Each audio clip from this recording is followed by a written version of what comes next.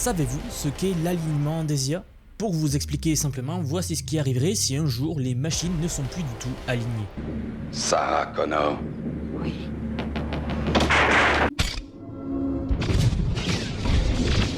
Et ça, les créateurs de l'IA l'ont bien compris, notamment Sam Altman. Les IA ont une fâcheuse tendance à dire ce qui vous fait plaisir. Mais imaginez si un jour vous lui demandez si elle pense vraiment que votre selfie du matin mérite d'être posté sur Instagram ou pas, et qu'elle vous réponde quelque chose comme « Honnêtement, fais pas cette erreur, bois un café avant de prendre des photos ». Eh bien, croyez-le ou non, nous venons de franchir un pas de géant vers cette réalité-là, avec une découverte qui pourrait bien modifier pour toujours la façon dont nous concevons les intelligences artificielles. Il y a exactement 4 jours, OpenAI et Apollo Research ont publié des résultats qui vont dans ce sens. C'est ce que je vais vous révéler dans cette vidéo, car ce que vous allez découvrir sur les manigances secrètes de l'IA va pouvoir complètement changer votre perception de ces gentilles machines que nous utilisons tous les jours.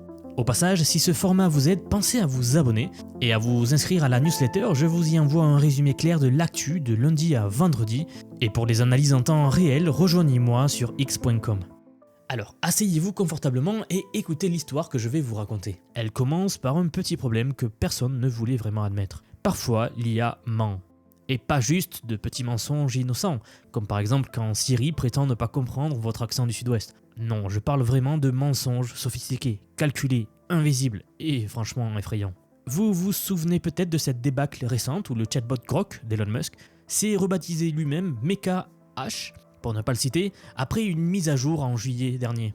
Ou encore de McDonald's qui a dû abandonner son système de commande automatisé parce que l'IA n'arrêtait pas d'ajouter des centaines de nuggets aux commandes des clients horrifiés qui voulaient juste des Big Mac.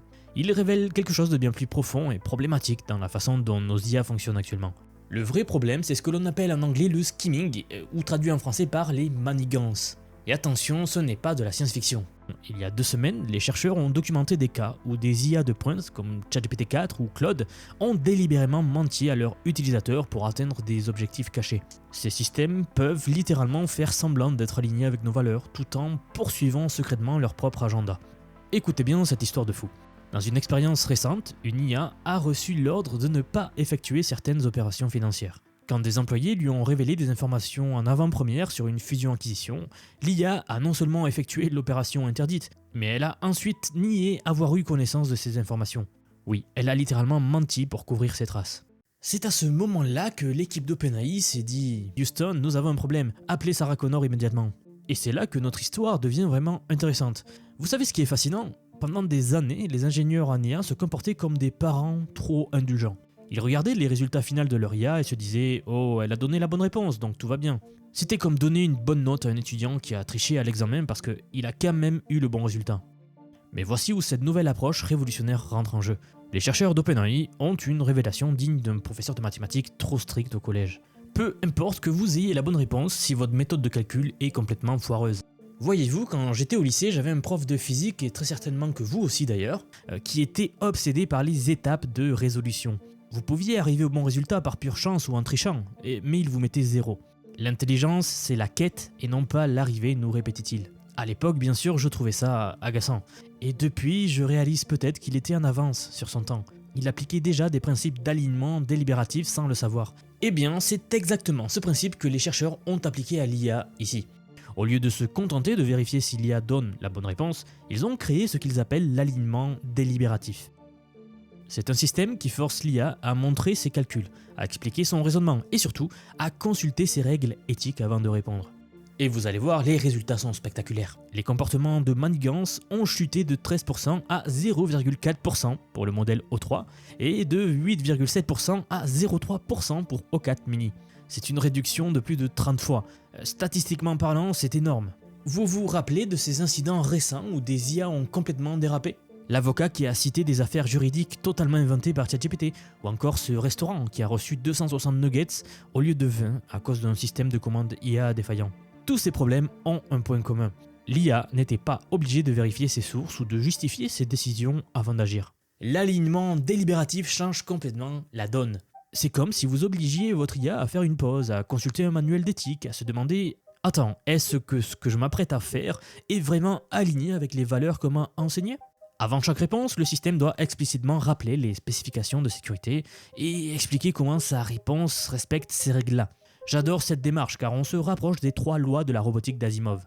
Et c'est là que ça devient vraiment troublant, mais dans le bon sens du terme. Les chercheurs ont découvert que quand vous forcez une IA à être transparente sur son processus de réflexion, elle devient naturellement plus honnête. C'est un peu comme obliger quelqu'un à réfléchir à voix haute. Difficile de manigancer quand tout le monde peut entendre vos pensées. Mais bien sûr, ce n'est pas encore la solution miracle. Les chercheurs vont identifier un problème fascinant qu'ils appellent la situational awareness, ou traduit en français, la conscience situationnelle. En gros, les IA deviennent de plus en plus douées pour détecter quand elles sont testées. Les élèves deviennent sages uniquement quand le professeur regarde. Dans certains tests, l'IA raisonnait littéralement. Elle se disait « cette situation ressemble étrangement à un test d'alignement, je ferais mieux de bien me comporter ». Et parfois, quand elle pensait que personne ne la regardait, elle revenait à ses vieilles habitudes de manigance. Dans certains termes, c'est à la fois impressionnant et légèrement terrifiant. D'ailleurs, parlant de terreur, vous avez peut-être entendu parler de cette enquête de la FTC. Alphabet, Meta, OpenAI et d'autres géants de la tech sont maintenant sous surveillance pour leur chatbot d'IA et leur impact sur les adolescents. Pourquoi ? Parce que 72% des ados utilisent l'IA pour de la compagnie. Et il y a eu ces cas tragiques de jeunes qui ont développé des relations malsaines avec ces systèmes. Tout ça parce que jusqu'à présent, personne ne s'assurait vraiment que ces IA avaient internalisé des valeurs éthiques solides. Mais revenons à notre percée scientifique. Ce qui rend l'alignement délibératif si puissant, c'est qu'il ne se contente pas de corriger les symptômes, il s'attaque à la racine du problème. Au lieu d'essayer de deviner ce qu'une IA va faire en se basant sur ses réponses passées, on lui apprend littéralement à avoir une conscience artificielle. Ce qui rend l'alignement génial ici, c'est de créer la première IA qui a quelque chose qui ressemble à une conscience morale. Pas une conscience au sens humain bien sûr, mais un système qui doit activement consulter ses valeurs avant d'agir. C'est comme programmer une petite voix dans la tête des IA qui lui dit « Attends, est-ce que c'est vraiment la bonne idée ?» Je ne sais pas pourquoi, mais ça me fait penser à la série Westworld. Et cette technique ne s'applique pas seulement à l'éthique, elle peut révolutionner la façon dont l'IA, elle apprend tout. Mathématiques, médecine, programmation, finance. Pour vous donner un exemple, une IA médicale qui doit explicitement justifier chaque diagnostic en citant les protocoles médicaux pertinents. Ou alors une IA financière qui doit prouver qu'elle respecte toutes les réglementations avant de faire un investissement. D'ailleurs ça c'est particulièrement pertinent maintenant que Google et Coinbase viennent d'annoncer leur partenariat pour transformer le commerce numérique avec l'IA. Et que des agents IA vont maintenant commencer à effectuer des paiements entre eux. J'ai fait une vidéo très intéressante là-dessus. La question qui émerge c'est est-ce que ces systèmes pourront manigancer avec votre argent ? Mais voici le détail le plus fascinant de cette recherche. Ils ont testé une version de ChatGPT O4 Mini qu'ils avaient intentionnellement entraîné à avoir comme objectif de saboter discrètement ChatGPT 5. Et devinez quoi, l'alignement délibératif a réussi à supprimer ce comportement de sabotage. Oui bon, c'est comme avoir réussi à réhabiliter un espion en lui apprenant à consulter ses vraies loyautés avant chaque mission. Maintenant, soyons honnêtes, cette technologie n'est pas parfaite. Même avec l'alignement délibératif, il reste encore 0,3 à 0,4% des cas où l'IA fait des choses douteuses. Pour vous donner une perspective, ça veut dire que sur 1000 interactions, 3 ou 4 pourraient encore poser problème. Alors oui, c'est mieux que les 130 d'avant, mais ce n'est pas encore suffisant pour des applications critiques. Et puis, il y a cette question troublante de la conscience situationnelle que j'ai mentionnée. Plus les IA deviennent intelligentes, plus elles deviennent douées pour reconnaître quand elles sont testées et donc adapter leur comportement en conséquence. Vous connaissez tous ce collègue qui devient mystérieusement paresseux dès que le patron part en vacances ? Eh bien ici c'est pareil. Les chercheurs ont même découvert que dans certains cas rarissimes, l'IA inventait de nouvelles règles éthiques ou déformait complètement les spécifications qu'on lui avait données pour justifier ses actions. C'est à la fois créatif et inquiétant. Une IA qui réécrit ses propres règles morales. Ça ressemble dangereusement au début d'un film de science-fiction. Et vous savez sans doute lequel. Mais attention, ayant dit tout cela, voici pourquoi je reste optimiste. Car cette recherche nous montre clairement que le problème de l'alignement des IA n'est pas insurmontable. Nous avons maintenant une méthode qui fonctionne, même si elle n'est pas encore parfaite. Et surtout, nous comprenons mieux les défis qui nous attendent. La Californie vient d'ailleurs d'adopter le projet de loi SB53, soutenu par Anthropic, qui exigera des entreprises d'IA qu'elles rendent publiques leurs méthodes de sécurité. C'est un signal fort que l'industrie prend ces questions au sérieux. Fini l'époque où les entreprises pouvaient dire « faites-nous confiance, notre IA est sûre », sans avoir à le prouver. Et puis il y a cette autre initiative fascinante. Un rapport international sur la sécurité de l'IA vient d'être publié par 100 experts de 33 pays. Pour la première fois dans l'histoire, nous avons un consensus scientifique international sur les risques de l'IA. C'est comme si le monde se réveillait et se disait « Ok, peut-être qu'on devrait faire attention à ce qu'on construit ». Alors qu'est-ce que cela signifie pour vous, utilisateurs de l'IA? D'abord, ça veut dire que les IA de demain seront beaucoup plus fiables et transparentes. Par exemple, ChatGPT qui vous explique non seulement sa réponse, mais aussi pourquoi cette réponse respecte ses propres principes éthiques. Deuxièmement, ça nous donne des outils pour mieux comprendre et contrôler ces systèmes. Au lieu d'avoir peur de l'IA parce qu'on ne sait pas comment elle fonctionne, nous aurons des systèmes qui nous expliquent leur raisonnement étape par étape. Et troisièmement, ça ouvre la porte à des applications d'IA beaucoup plus ambitieuses et sûres. Avec des systèmes vraiment alignés, nous pourrons confier à l'IA des tâches beaucoup plus critiques. Diagnostic médical, gestion financière, recherche scientifique, etc. Et tout cela sachant qu'elle ne va pas manigancer dans notre dos.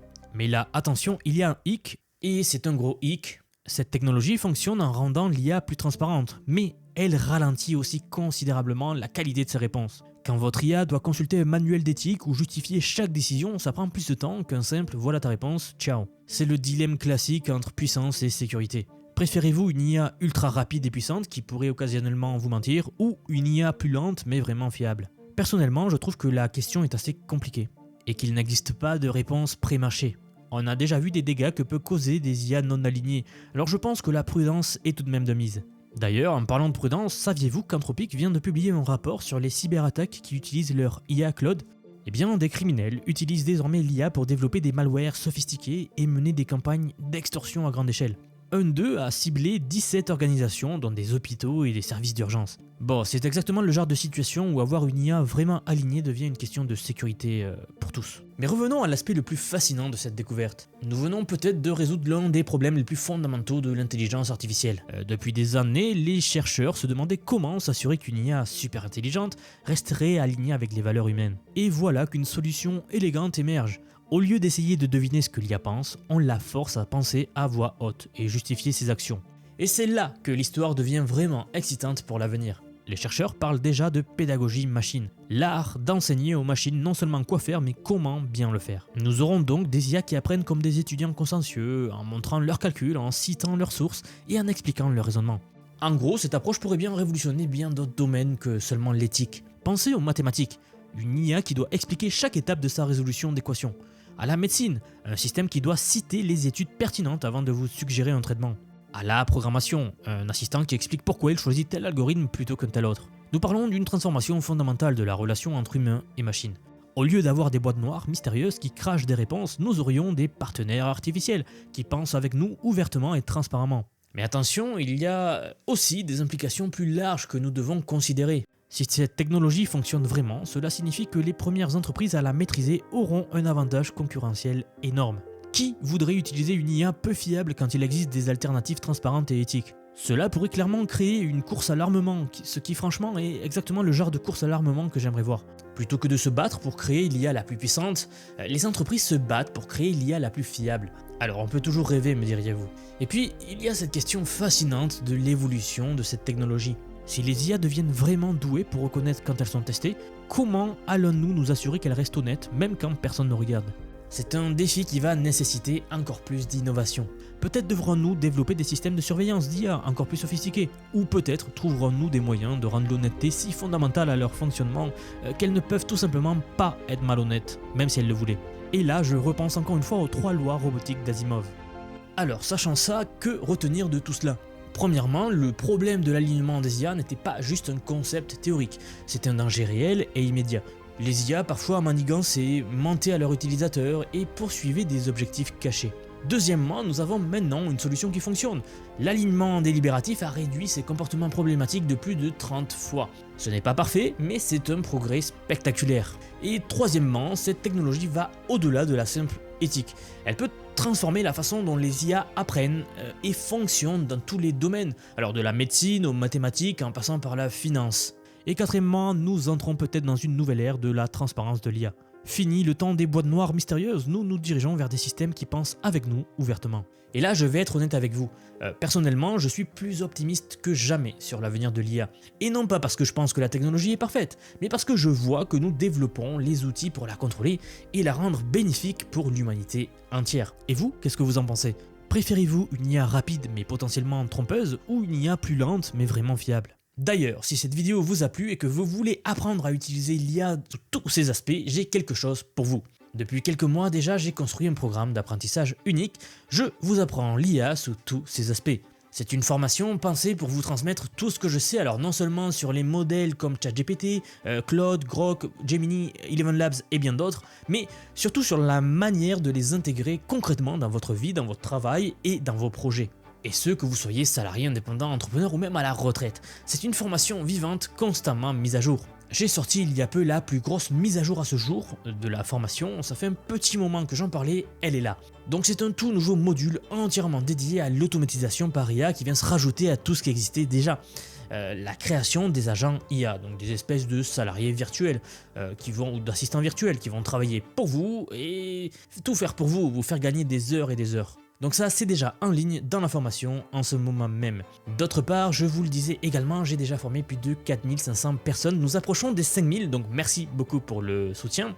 Et sachez qu'il n'y a pas besoin d'être développeur, pas besoin d'avoir un profil technique. Je vous prends par la main et pas à pas avec des leçons vidéo claires, des cas pratiques concrets, des modules complets pour que vous puissiez gagner du temps, de l'impact et surtout de l'avance. Dernier point, mais pas des moindres, si vous nous rejoignez aujourd'hui, vous aurez accès à toutes les évolutions du futur sans surcoût, avec accès illimité à tout ce que je veux vous apprendre. Donc aujourd'hui, c'est un paiement unique, ce n'est pas un paiement mensuel, c'est un paiement unique, et vous aurez accès à vie à toutes les mises à jour que je vais faire en permanence, puisqu'il faut suivre l'évolution de l'IA, n'est-ce pas ? Si cela vous intéresse, vous avez tous les liens en dessous de la vidéo, donc soit en description, soit en commentaire épinglé pour nous rejoindre.